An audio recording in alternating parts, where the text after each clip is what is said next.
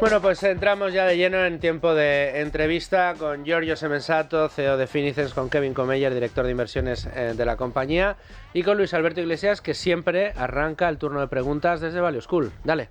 Vamos allá. Los 7 magníficos de la inversión, estas empresas que se dice que están tirando de los índices, no sé si son 7 u 8, pero son empresas en cualquier caso relacionadas con la tecnología, con el mundo online, con el mundo de Internet, con el mundo de inteligencia artificial. Y hay una muy famosa que sigue siendo Nvidia, cuya capitalización ya es algo como una especie de mamut bursátil. Antes de que entremos en materia, querría que tanto Giorgio como Kevin nos explicasen que invertir en fondos indexados o en carteras indexadas como las que ofrecéis en Finicens no te dejan fuera de ese tipo de fenómenos. Es decir, es una forma muy barata.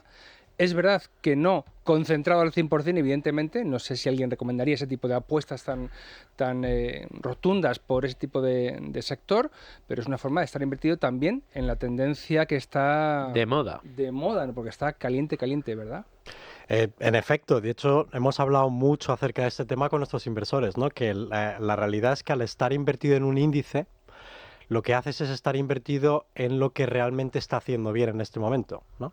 Es decir, si hubiéramos invertido en el S&P 500 en los años 80, pues hubiéramos tenido un peso mayor en energía y en telecomunicaciones, y lo que ahora tenemos, o el peso mayoritario, o por lo menos las empresas más grandes, ¿no? El top 30, pues está dominado por las empresas tecnológicas, ¿no? Es decir, que estar invertido en el índice ya no tan solo estás invirtiendo en las empresas más grandes, sino que la propia evolución de lo que ocurra en las próximas décadas te aseguras estar invertido de manera natural en esas empresas. Si inteligencia artificial es lo que nos esperamos que sea, pues eso desde luego tendrá un efecto en muchos otros sectores, llamémoslo salud, etcétera, etcétera, o incluso banca, y ahí es donde esas empresas del futuro pues tendrán un mayor peso porque no nos olvidemos que al final invertir en un índice es invertir en las empresas más grandes por mercado de capitalización, ¿no? Entonces, pues sí, en este momento, ¿cuáles son las empresas más grandes en el S&P 500? Pues como bien has dicho, las empresas tecnológicas, Nvidia, Apple, Facebook, etcétera, etcétera, ¿no?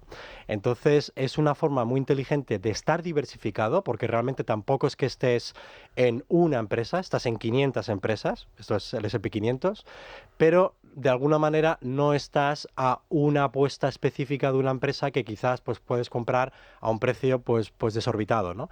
Porque si tú hubieras preguntado hace un año o hace 2 años quién es Nvidia, pues a lo mejor muy poca gente lo conocía. Pero ahora mismo todo el mundo lo conoce después de que ha despegado la empresa, ¿no? Es que fíjate que bien, la semana pasada, el día 1 de marzo, bueno, cuando fue ya no sé, dimos el curso al que me he referido antes y uno de los alumnos me planteó la conveniencia de, ahora que está la inteligencia artificial, invertir en un fondo sectorial en inteligencia artificial, ¿no? Uno de la IA. Fondo temático. Claro, y yo le dije, pero vamos a ver, muy bien, pero ¿quieres concentrar tanto tu inversión en esa tendencia que puede ahora subir, pero no sabes cuándo a lo mejor la tendencia se va a girar? Cuando a lo mejor un índice, por un coste muy inferior, ya te invierte en esas empresas. Claro, la respuesta le pilló como un poco un jarro de agua fría, porque debía de pensar que el índice era como una especie de autobús regional de tercera, que te va ahí despacito al tran, y dices, no, están dentro del índice de esas empresas. Tú estás invertido a unos costes ridículos en esa tecnología que ahora está petándolo, pero que mañana no lo sabes. Es que la gran dificultad que tienes es que aunque tú sepas que hay una tendencia, ¿cómo sabes cómo esa tendencia va a impactar? Es decir, sí, inteligencia artificial, de momento, ¿qué se está beneficiando? Se están beneficiando pues los que hacen chips y los que están desarrollando la propia inteligencia artificial. Pero yo me imagino que pasará parecido a lo que ha ocurrido con Internet. Es decir, al final, ¿quién ha monetizado Internet? Pues Amazon, o sea, empresas que desconocíamos, ¿no? En el 2000 y que poco tienen que ver con lo que son los datos y bueno, al Si principio, me apuras, una empresa de logística es la que se ha llevado el gato al agua con Internet, ¿no? pero nada que ver con los que realmente están, bueno, de alguna manera, no sé si os acordáis que hubo un boom en telecomunicaciones porque se pensaba que los que iban a monetizar todo el aspecto de Internet eran los que vendían datos, y resulta que ahora los datos son gratis. Que yo sepa, ahora mismo, por un plan de 10 euros o de poco más, tenemos acceso a datos. Entonces, la realidad es que esa es la dificultad. Yo he estado hablando con algunos inversores acerca de, sí, vale, yo compro la tendencia, pero ¿qué empresas? O sea, ¿qué empresas se van a beneficiar? Pues eso es lo bueno de un índice bursátil, que independientemente de qué es lo que crea, y ahí es la dificultad de un gestor activo, tendrá que poner el dinero sin realmente saber dónde va a ir la tendencia, ¿no?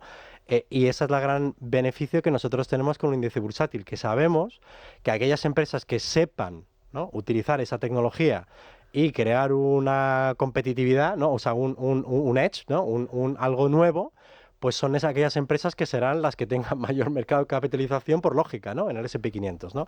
Y eso es muy difícil y esa es la gran dificultad que tienen los gestores activos. Los gestores activos lo único que están haciendo es comprando tecnología. Pero yo creo que en los próximos 10 o 20 años vamos a ver empresas que no conocíamos. Eso, comprarlas si no las consideran sobrevaloradas, que muchos, precisamente porque están tan arriba y tan caras, ya no las quieren ni con un palo porque piensan que ya no son una buena inversión o no saben si lo van a seguir siendo. Sí, las valuaciones son muy excesivas, por ejemplo, por el S&P 500, pero solo por la parte de tecnología, que es lo que está haciendo que el índice esté Tan alto. bueno, tan alto históricamente, tampoco está tan alto históricamente, pero sí es cierto que no está como en el COVID. En el COVID fue unas valuaciones que no se sostenían porque dejamos de producir y de repente tuvimos unos precios muy elevados. Entonces las valuaciones del COVID fueron,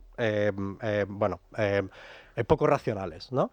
Pero ahora mismo las empresas siguen produciendo más. Entonces, lo que pasa es que no es lo mismo la banca, por ejemplo, en el S&P 500, con unas valuaciones mucho más históricas, incluso por debajo históricas, mientras que la tecnología están por encima, ¿no?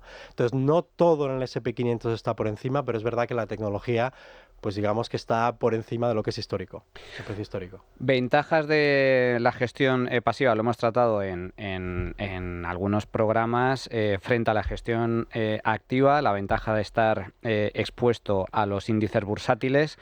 Pero ¿qué importancia tiene la mentalidad del inversor particular? Porque aquí hay muchos inversores particulares que incluso invirtiendo en índices juegan al market timing a intentar entrar o salir del mercado en función de si la bolsa sube o la bolsa baja. Vosotros en Finicens tenéis un programa específico de aportaciones periódicas para que vuestros partícipes inviertan de forma recurrente, de forma automática. ¿Cuáles son las ventajas de este tipo de inversión y cuáles son los resultados? Sí, nosotros siempre basado en datos, es decir, la evidencia empírica, lo que se puede llamar verdad con la V mayúscula, no la verdad opinable, ¿no?, de cada uno, te demuestran que el peor error que puede cometer un inversor es hacer market timing, sin ninguna duda, ¿vale? Empezar a tomar decisiones, además, si uno lo hace de forma relativamente frecuente, con lo cual incluso aumentas al tomar más decisiones la probabilidad de equivocarte. Y eso se ve muy de forma patente, sobre todo cuando hay caídas de mercado, donde el inversor, por su propia aversión a riesgo, el ser humano, te duele mucho más ver un menos 5 que un más 5 en lugar de un más 10. Y entonces el inversor no experimentado pues se deja llevar por las emociones y empieza a tocar cosas. Y eso se ha visto muy claramente en todas las grandes bajadas de mercado de las últimas décadas, como los inversores tienden a accionar equivocadamente, retirando dinero y luego volviendo a meterlo cuando ya es demasiado tarde porque las bolsas ya se han recuperado y viceversa. Y eso, si lo pensamos bien, es tratar de hacer tu inversor particular lo que hace un gestor profesional, que es la gestión activa, es decir, tomar decisiones sobre dónde invertir, dónde no invertir y cuándo rotar la cartera y cómo hacerlo, con qué cantidades, etcétera. Y si vemos que ya les cuesta a un inversor profesional, que es un gestor con mucha experiencia, muchas herramientas, equipo, etcétera, etcétera, información que a lo mejor tú no llegarás nunca a tener, pues yo, si fuera una persona media, diría, oye, visto lo visto, ¿qué probabilidad tengo yo de hacerlo mejor de unos gestores profesionales que, aún haciéndolo, tienen un ratio de éxito bastante bajo, ¿no? Y eso es donde entra la gestión indexada, la gestión pasiva, que hace todo lo contrario. Dice, oye, si eso de elegir pues tiene un ratio de éxito bajo, el no elegir pues tiene un ratio de éxito alto. Alto significa de 90% para arriba. Y nosotros lo que hacemos es, nuestro discurso, nuestra propuesta de valor es, fundamentada en datos, es, oye, tú si quieres optar a medio y largo plazo a una probabilidad de éxito que no deja de ser ganar más rentabilidad y de poder ser con menos vaivenes en el camino, pues te proponemos un modelo de inversión que lleva décadas y décadas en Estados Unidos siendo un éxito y lo que hace es compra muchas cosas, básicamente el mundo, lo que proponemos nosotros con nuestras carteras, y por las ventajas que comentaba Kevin de los índices, estarás seguro de que habrá cosas que lo harán peor, pero habrá estadísticamente más que lo harán mejor. Y tú no tienes la responsabilidad de elegir y decir cuáles son. Y eso está demostradísimo ya, de que a medio y largo plazo te da una rentabilidad mucho más elevada que estar haciendo tú el trabajo. Pero tu única responsabilidad en este caso, Giorgio, que a veces parece que es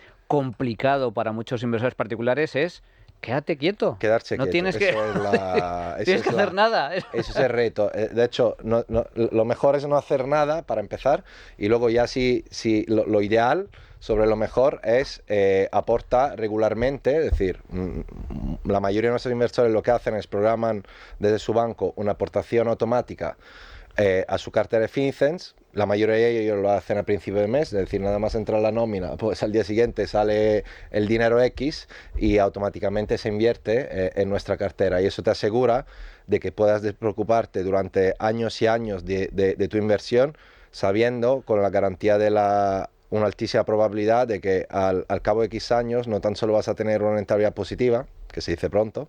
La mayoría de los fondos, sobre todo los más vendidos a una década, están en negativo. Menudo negocio para el inversor. Pero es que además esa rentabilidad no tan solo es positiva, sino es mucho más positiva de lo que es un fondo de inversión medio. Una cosa que os quería comentar relativa a esto que estábamos comentando de cómo funciona la gestión pasiva indexada. Hablábamos al principio, la pregunta que hacía Luigi, de las que están ganando ahora, ¿no? Que mucha gente dirá, ay, si yo hubiera tenido Nvidia cuando no la conocía nadie, y fíjate, ahora creo que está cotizando, lo miré el otro día, me equivocaré, en tu domingo que tienes el ordenador, no sé si lo quieres o puedes mirar, creo que cotizaba pero 84, creo que está cotizando, es una auténtica barbaridad, ¿no? Oye, si yo hubiera visto, cuando estaba yo obcecado con el blockchain, no vi que estaba la inteligencia artificial y que podría ser la ganadora. Pero si le dijéramos a la gente, ¿sabes que hay una manera de que no tengas que averiguar cuál va a ser la tendencia ganadora?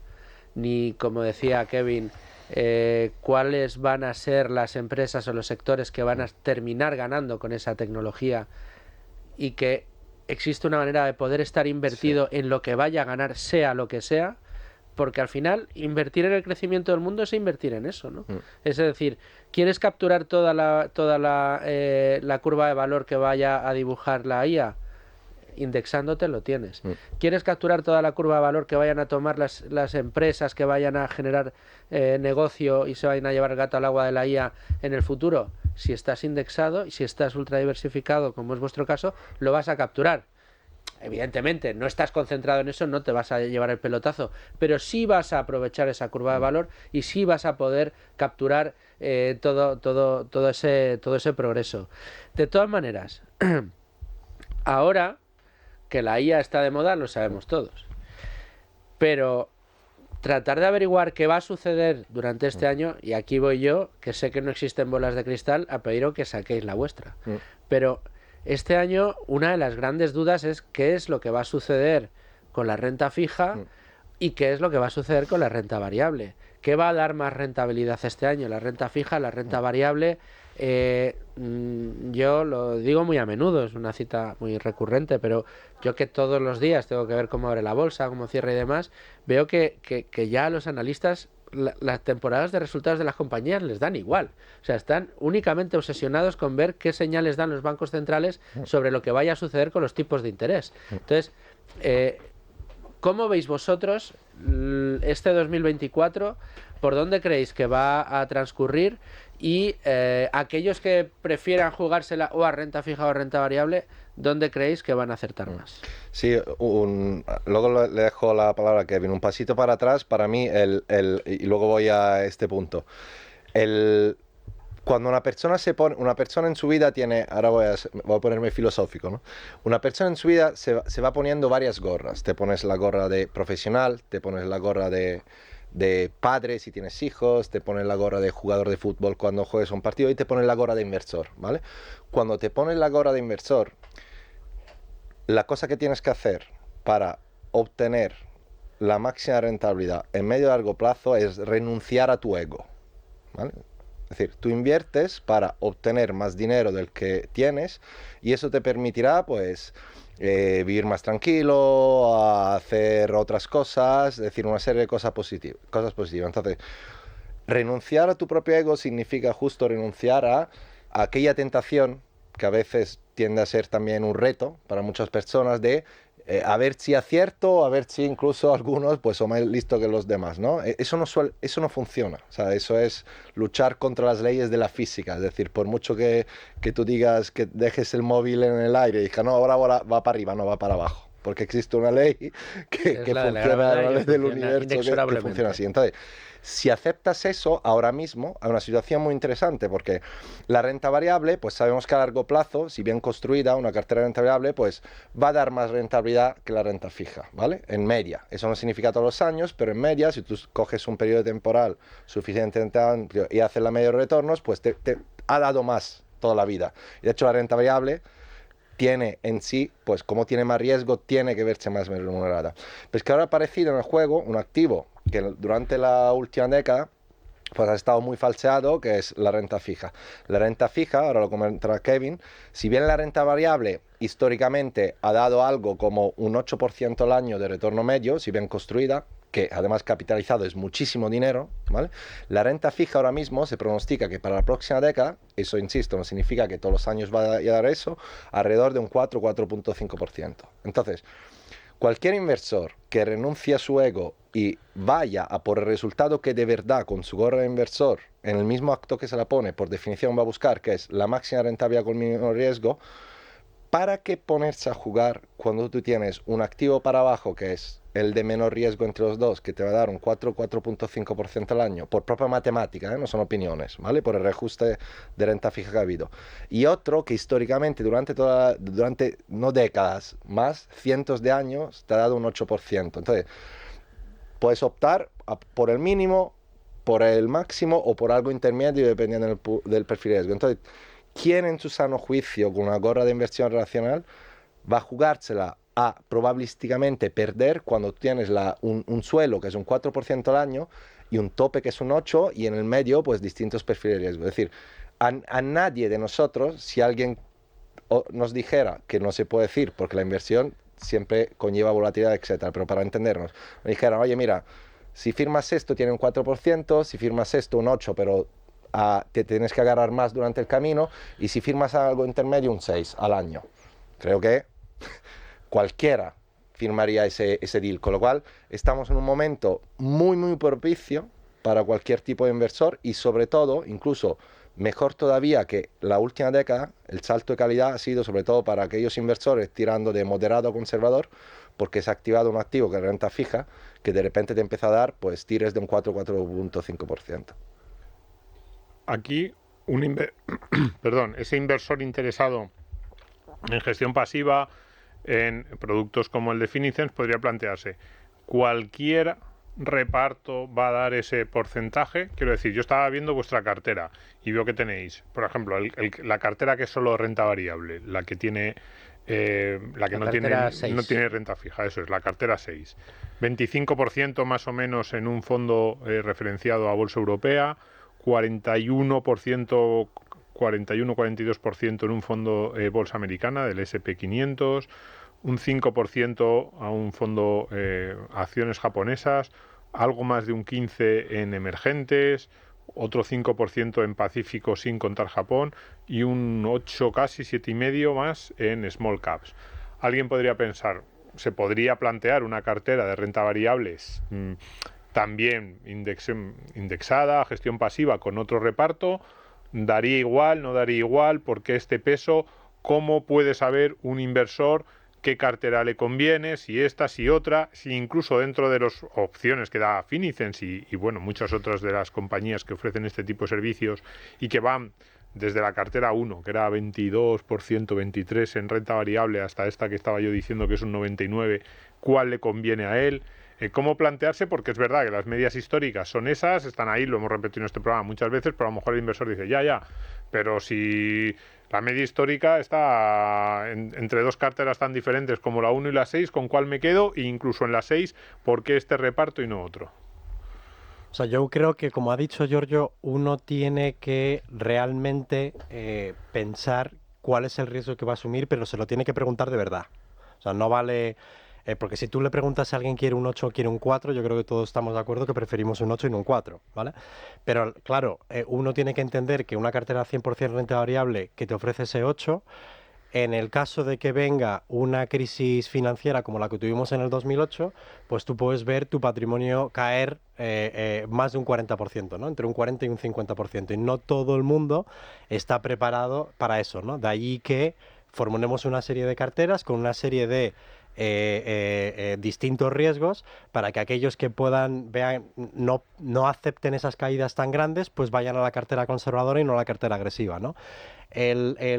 Por reparto, si lo que quieres decir en los pesos en los que nosotros distribuimos la cartera, o sea, yo creo que realmente tampoco es que haya un gran beneficio de alguien hacérselo él mismo, porque nosotros ofrecemos, o sea, al final parte de nuestro ADN es ofrecer una cartera con muy bajos costes, ¿vale? Con muy bajos costes, ya no solo porque utilizamos productos indexados, sino también porque somos una empresa, pues yo diría, con un alto contenido tecnológico, por el cual somos capaces de, no nos hace falta 20 oficinas, ni un equipo de 1000 personas, y somos capaces de crear, tener unos costes de estructura nosotros como empresa muy bajos, ¿no?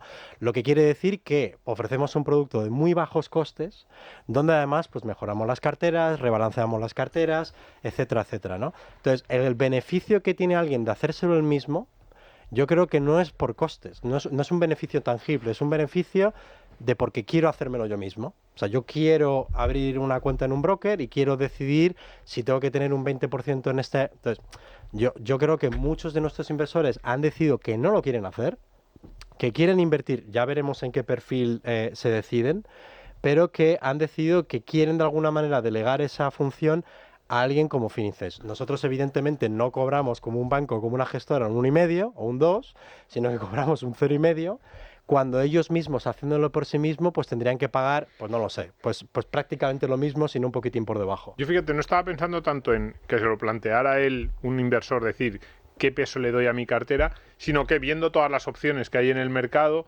decir, ¿y cuál de todas me beneficia? O, digamos, con la convicción de que la estadística está a su favor, pero decir, y ahora cuál señalo, o cómo hago el reparto, o cuál de esas alternativas, si da igual que sea un poco más en bolsa americana que en bolsa asiática, o cómo... Yo creo que depende mucho del perfil. Por eso empezaste y he avanzado probablemente por otro lado, ¿no? Que tu pregunta, ¿no, Domingo? Pero yo creo que todo depende del perfil. Porque por eso nosotros tenemos un perfilado, o sea, todo proceso de onboarding, de comienzo en nuestra empresa, empieza con un perfilado de riesgo. La función del perfilado de riesgo es medir los conocimientos, experiencia, el apetito que tiene el nivel de riesgo, el hecho de cómo actuarías si ocurriese ciertos eventos en un mercado, si necesitas el capital ahora o lo necesitas dentro de 20 años. Entonces, todas estas preguntas determinamos el nivel de riesgo, que es el máximo nivel de riesgo en el que tú puedes entrar, ¿no? Y nosotros ya hacemos una recomendación en base a, no es una recomendación per se, pero en base a las preguntas que tú has decidido, ¿no? Entonces yo creo que nuestros inversores entran con un cuestionario muy sencillo, por el cual pueden determinar si son pues muy agresivos, o si son conservadores, o si son más equilibrados, ¿no? Eso ayuda mucho a dónde empezar en el proceso. Pero yo creo que Domingo, tú ibas también a otro punto, es decir, oye, ¿y por qué un 25% en Europa? Es lo que se puede preguntar, ¿vale? uno, ¿no? Por supuesto, ahí tienes infinitas combinaciones de porcentajes, ¿no? ¿Cuál es la historia? Que cada uno, pues evidentemente, pues dependiendo del porcentaje que le ponga a cada cosa, le puede salir un resultado u otro, ¿no? Nosotros los porcentajes los construimos con un proceso muy riguroso de análisis, tanto cuantitativo como cualitativo. Por ejemplo, para lanzar la última cartera, la de renta variable que lanzamos, estuvimos casi 1 año y medio analizando antes de lanzarla, ¿vale? Eso tendrá que tener algún valor. ¿Por qué? Porque ese 8%, claro, tú tienes que construir una cartera que maximice la probabilidad, desconociendo un futuro incierto por definición, para que pase lo que pase, el resultado que obtenga el inversor esté muy pegado a ese 8%, ¿vale? Entonces, claro, cuanto mejor lo hagas, más pegado va a estar. Cuanto peor lo hagas, pueden pasar dos cosas, o que esté muy por debajo o que llegue a estar por encima, donde la probabilidad, desgraciadamente, de que esté por debajo es mucho más alta de la que esté por encima. La siguiente vuelta que puede ocurrir es, vale, muy bien, entonces, como vosotros sois muy transparentes y ponéis en vuestra web todos los pesos de las carteras, me los hago yo, porque a ver si me ahorro dos puntos básicos, ¿no? Uno podría razonar, ¿no? Hacer este razonamiento. La realidad es que aquí ocurren dos cosas. Primero es que, aparte de montar la cartera, tendrás que gestionarla, ¿vale? Nosotros rebalanceamos la cartera, la reajustamos de forma automática y gratis. Es decir, eso lo debería hacer el inversor en un Excel en su casa, cosa que ya de entrada la mayoría de las personas no van a hacer. Y segundo, nosotros, al agregar el interés y la demanda de muchos inversores, tenemos la capacidad de, con las gestoras de los fondos, negociar las clases de comisiones preferentes, las institucionales plus, la última que anunciamos, la clase Premier, donde básicamente nuestros inversores obtienen comisiones mucho más bajas de las que obtendrían si fueran a comprar el fondo por su cuenta. Para hacer un ejemplo de lo inaccesible que es para un inversor privado ese tipo de clase, el último fondo lo anunciamos hace un par de días, donde conseguimos un salto de nuevo de calidad de clase, tienes que tener, solo para entrar en ese fondo, 500 millones de euros para arriba. Vamos, multiplica eso por 15 fondos que tenemos en cartera, ¿no? Entonces, realmente la ventaja de hacer eso, toda la composición de la cartera, gestionarla, etcétera, para un inversor medio no solo tiende a ser nula técnicamente en cuanto a costes, rentabilidad, etcétera, sino que corre ese riesgo cierto de descuidar tu inversión o equivocarte a lo largo del tiempo y alejarte de ese 8% que es el target, ¿no?, prefijado para nuestras carteras. Manolo. Giorgio, comentabas antes el tema del potencial que tiene la renta fija en los próximos años. Es cierto que en los últimos años hemos vivido un periodo extraordinario, atípico, con tipos de interés negativos, con tipos de interés cero durante muchísimos años por parte de los bancos centrales. El hecho de que ahora se abra un horizonte de mayor rentabilidad y de mayor margen para la renta fija, ¿significa entonces que la perspectiva que nos está vendiendo por parte del mercado, el consenso de mercado, de que volvemos casi los tipos de interés cero, el problema de la inflación prácticamente ha desaparecido, como que no casa con la realidad? Es decir, vamos hacia un escenario de inflación más alta y más persistente de lo que piensa y tipos de interés más altos y más persistentes que permitan también tipos más altos en renta fija. Bueno, independientemente de lo que acabe ocurriendo con las decisiones de los bancos centrales y de los targets de inflación, la tendencia a la inflación es muy buena de momento, el reto es consolidarla. Yo creo que a menos que, y aquí me lanzo en una opinión personal, a menos que no haya sorpresas muy gordas y que haya unas crisis de liquidez o de, digamos, de fiscales que impliquen que el Banco Central tenga que darse la vuelta y volver más bien a lo que estuvo haciendo durante 10 años, que regar con dinero gratis pues a todo tipo de instituciones indirectamente al mercado, porque eso es lo que ha ocurrido. La voluntad, yo creo que después de esta lección aprendida, yo creo que hay una voluntad subyacente, un poco de todo, tácita, de todos, de no llegar a esos extremos, sin prejuicio a que puede volver a ocurrir. Dicho esto, en este momento yo considero que es un escenario magnífico de inversión con perspectiva a una década, ¿vale?, para cualquier tipo de inversor. Y repito, sobre todo en términos relativos para un inversor que es el de renta fija, que ha estado peleándose en los últimos años con tipos negativos y que esa era una situación difícil de entender por la persona media y bastante exótica, ¿vale? Ahora mismo, pues hay unas tires, vamos, incomparables con lo que fue hace poco el mercado, y esa es una grandísima noticia para cualquier inversor, incluso para quien, oye, vaya por una cartera mixta como las que tenemos nosotros, de una mezcla entre renta fija y renta variable. Entonces, bueno, pues tienes la cobertura implícita de renta fija, histórica, pero le metes un poco más, ¿no?, de gas con renta variable. Cuando se habla de riesgo, como hablaba Kevin antes, el riesgo, un poco para matizar, el riesgo significa muchas cosas, ¿vale? Es difícil aterrizar una definición sintética de riesgo en inversión.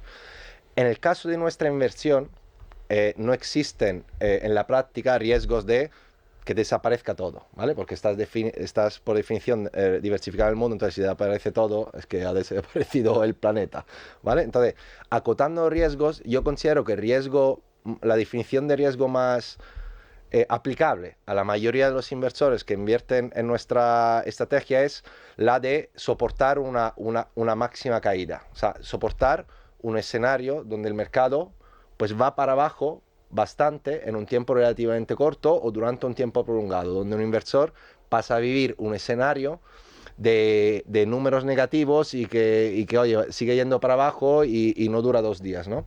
Entonces, eso es lo que el inversor realmente, el reto de mantenerse invertidos es ese, estoy yo capacitado y dispuesto en ese camino, que si sé que si me mantengo firme voy a tener ese target de rentabilidad, pero sé también por adelantado, porque además el mismo Finicens me lo avisa, va a ocurrir, va a haber, durante 10 años hay una probabilidad histórica de que al menos un año pues hay una bajada importante de mercado.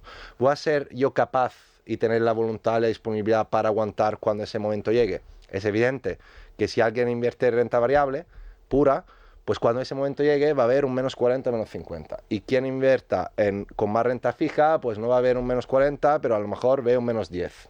¿Vale? Entonces, si tú consigues superar ese obstáculo, pues estadísticamente tienes el trabajo hecho. Es una cuestión de aguantar, ¿vale? Aguantar ese año, que gracias a Dios no es la mayoría, es la minoría, pero va a ocurrir.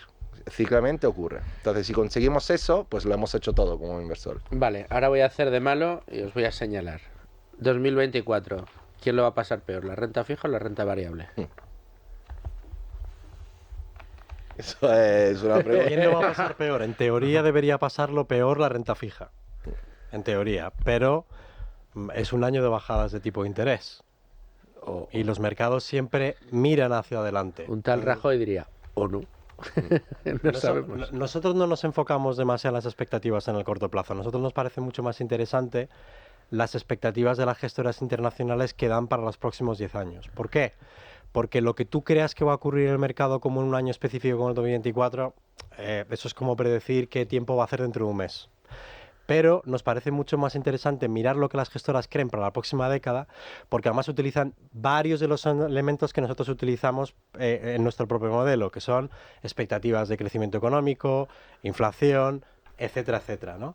Y ahí, a pesar de las buenas subidas que hemos tenido en el 23, tanto de renta variable como renta fija, siguen pronosticando, y eso son muchas gestoras internacionales todas puestas de golpe, ¿vale? No cogimos una, sino cogemos 10 o 15, ¿no? Para saber qué es lo que opina el mercado acerca de tanto la renta fija como la renta variable, ¿no? Y nos dicen que, a pesar de las subidas en el 23 de la renta fija, la expectativa para los próximos 10 años es un 4,5 en la renta fija. Y para la renta variable es un 6,8. Si lo comparamos con la misma rentabilidad, lo que daban para la próxima década el año pasado, ¿vale? Para la renta variable era un 8,5. O sea, por las grandes subidas que hemos experimentado en el 23, han corregido algo, porque evidentemente, bueno, las valuaciones son más elevadas y uno espera que, bueno, es más fácil hacer dinero cuanto más la evaluación es más baja, ¿no? Pero oye, un 7% anual, aunque no sea el 8 histórico, oye, eso equivale a prácticamente un 80-90% de la próxima década neto, ¿vale? Sí, de rentabilidad para nuestros clientes. O sea, la cartera 100% renta variable, si eso es así, se traduce en entre un 80 y un 90%.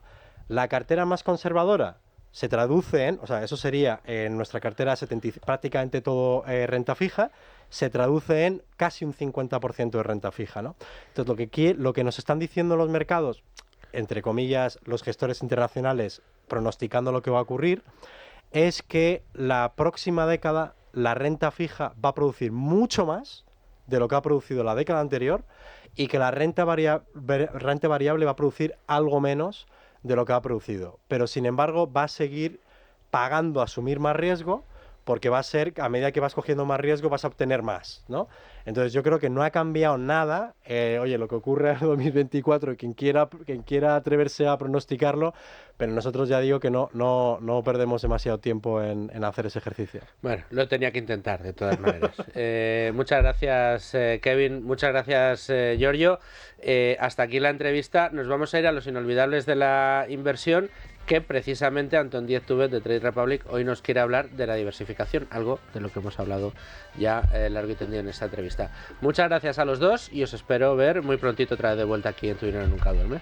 Muchas gracias, un placer como Un placer, siempre. muchas gracias.